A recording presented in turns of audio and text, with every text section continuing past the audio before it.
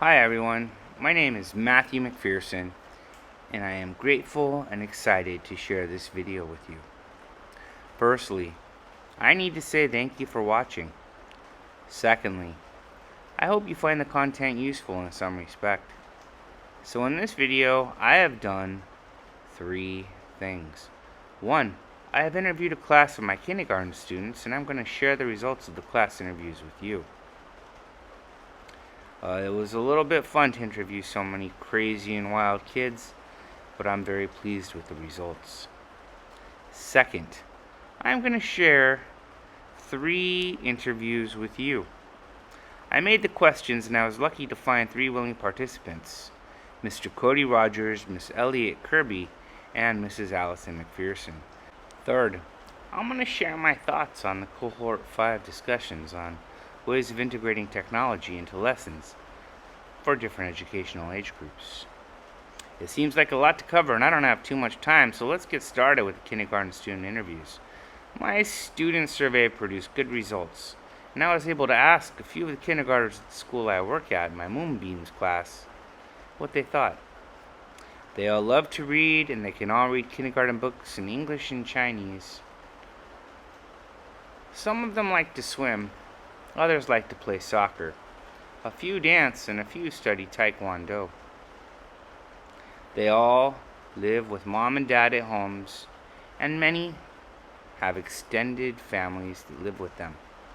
My students had many things they loved to do: watching TV, playing the piano, watching cartoons.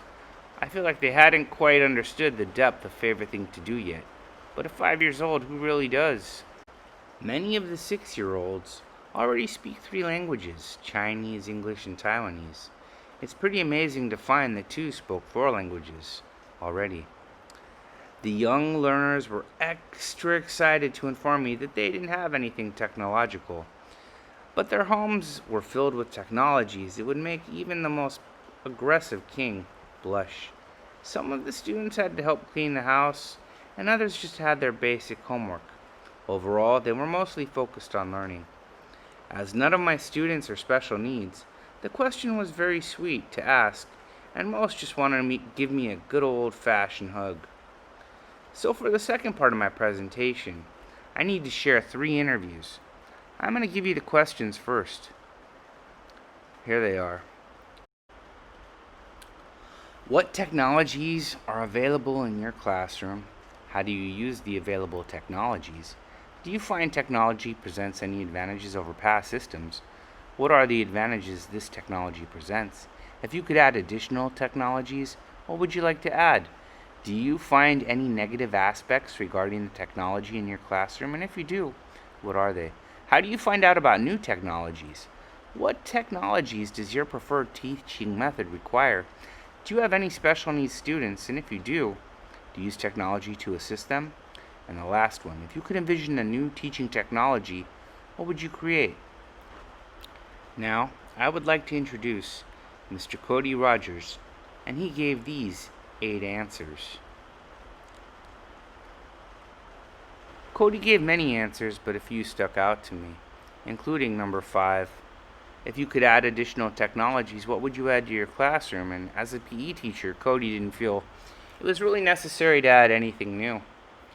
Regarding number 10, a new technology, if you could envision it, what would you envision?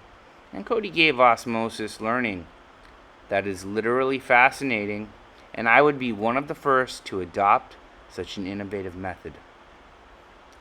Next, let's introduce Elliot Kirby.